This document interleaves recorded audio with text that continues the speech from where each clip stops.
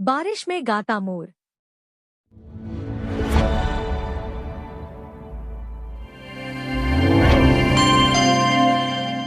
हरे भरे जंगल में एक खूबसूरत मोर रहता था जिसका नाम था नीलू।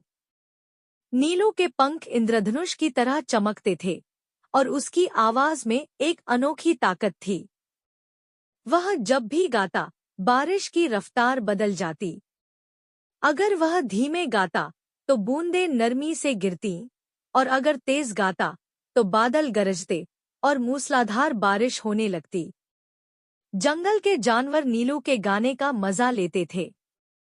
गर्मियों में वह तेज गाकर सबको ठंडी बारिश का तोहफा देता और सर्दियों में हल्का गाकर बस हल्की फुहार बरसाता। लेकिन एक दिन कुछ अजीब हुआ। आसमान में काले बादल छाए थे और नीलू गाना शुरू करने ही वाला था कि उसकी आवाज अचानक गायब हो गई। उसने कई बार कोशिश की लेकिन उसके गले से बस हूँ की धीमी सी आवाज निकल रही थी। उसी समय जंगल में रहने वाला लोभी सियार हंसते हुए आया। उसके हाथ में एक छोटी बोतल थी जिसमें सुनहरी रोशनी चमक रही थी।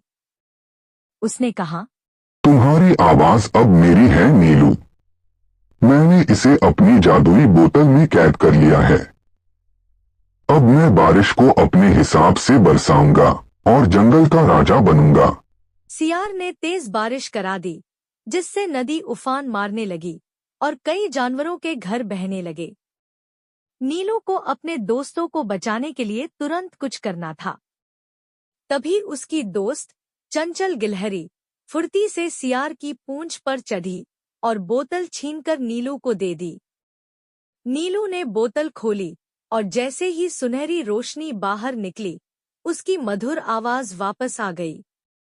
नीलू ने इस बार एक खूबसूरत लेकिन संतुलित सुर में गाना गाया जिससे बारिश धीरे धीरे शांत हो गई। नदी का पानी रुक गया और जंगल फिर से हरा भरा हो गया। उस दिन से नीलू ने कसम खाई कि वह अपनी आवाज का इस्तेमाल सिर्फ सबकी भलाई के लिए करेगा और कभी किसी लालची जानवर को इसका फायदा नहीं उठाने देगा।